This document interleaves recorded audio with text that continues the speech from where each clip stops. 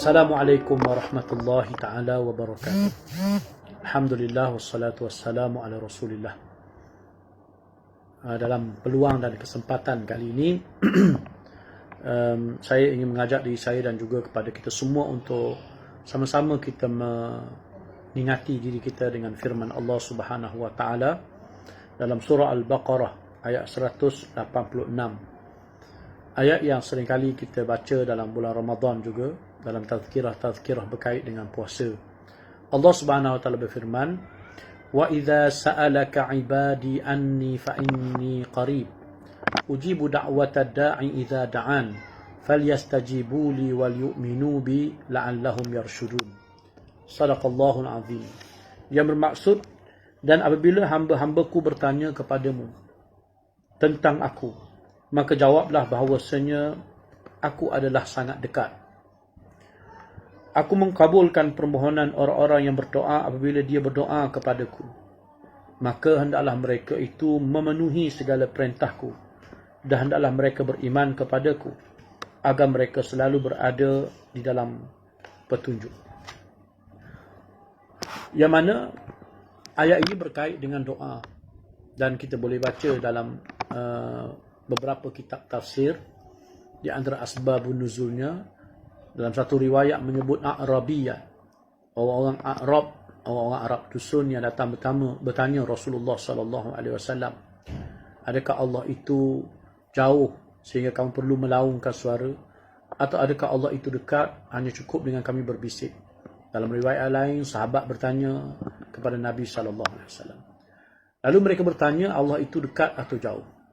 Maka turunlah ayat ini untuk Nabi beritahu kepada mereka, sekiranya hamba-Mu bertanya kepada kamu tentangku, maka Allah kata, jawablah, sesungguhnya aku sangat dekat. Qarib, Allah itu sangat dekat. Dan aku menerima permohonan doa apabila mereka berdoa. Allah menerima doa kita. Allah Subhanahu wa taala qarib, sangat dekat. Malah di dalam suatu hadis daripada riwayat Imam Ahmad, menukilkan daripada Abu Musa al-Ash'ari dalam kitab tafsir Al-Azim Ibn Kathir, menyebut bahawa Nabi menegur para sahabat yang melaungkan takbir dengan kuat dalam satu perjalanan peperangan. Lalu Nabi SAW menegur mereka dengan menyuruh mereka untuk tidak perlu berdoa dengan suara yang tinggi, kerana kalian tidak berdoa dengan zat yang tuli dan jauh. Sesungguhnya yang kalian seru itu lebih dekat kepada seseorang di antara kalian daripada leher binatang tunggangan. Allah sangat dekat. Kemudian Allah Subhanahu wa taala berjanji akan menerima doa orang-orang yang berdoa dengan beberapa syarat yang Allah sebutkan.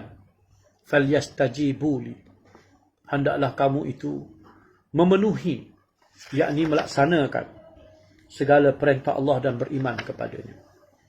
Dalam beberapa hadis, antaranya hadis riwayat Imam Malik daripada Abu Hurairah radhiyallahu anhu, Nabi sallallahu alaihi wasallam bersabda, "Yustajabu li ahadikum ma lam ya'jal, yaqul da'autu falam yustajab li."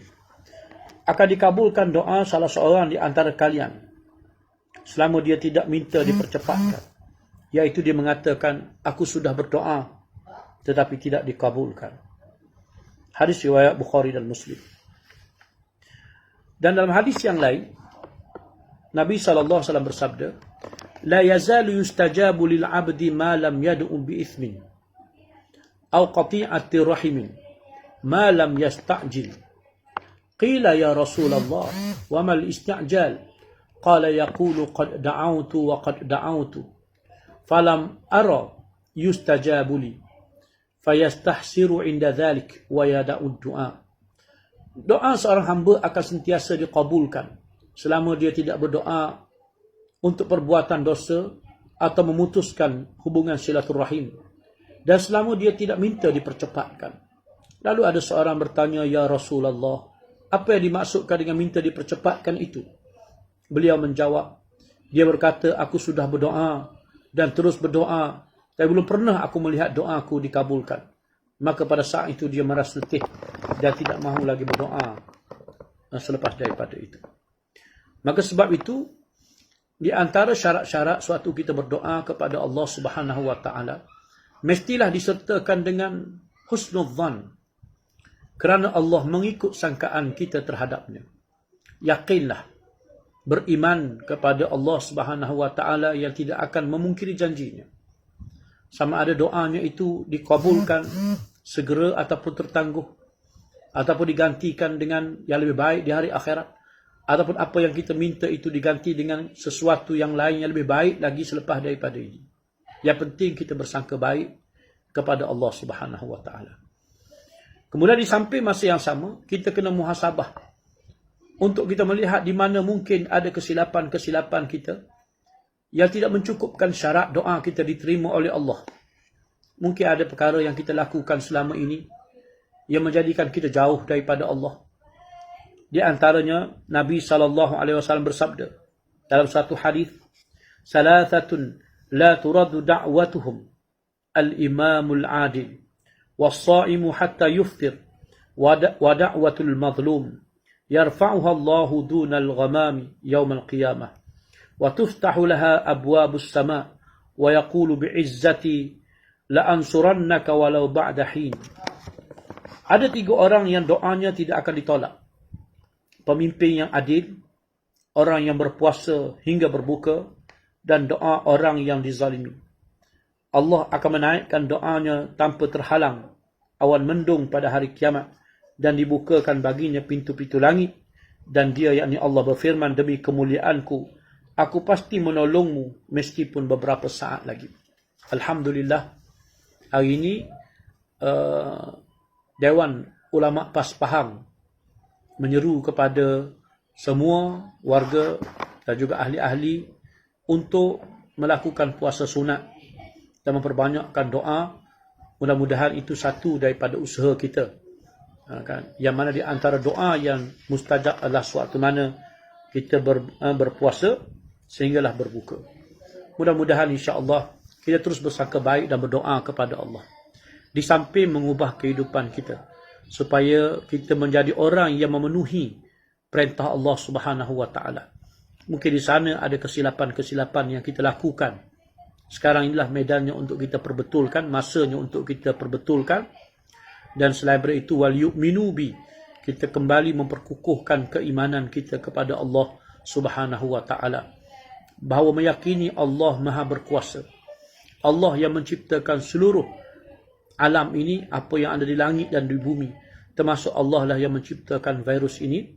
Allah lah yang Maha berkuasa mematikannya. Allah lah yang Maha berkuasa untuk menghapuskannya. Maka teruslah kita berdoa kepada Allah dengan kita membawa syarat-syarat yang sama yang kita sebutkan tadi, iaitu melaksanakan perintah Allah, memenuhi perintah Allah, dan dalam masa yang sama terus memperkukuhkan keimanan kita kepada Allah Subhanahu wa taala. Yakinlah sesungguhnya Allah itu sangat dekat, dan Allah akan menerima doa hamba-hambanya yang berdoa dengan dia menjaga syarat-syarat yang telah kita sebutkan itu tadi. Assalamualaikum warahmatullahi wabarakatuh.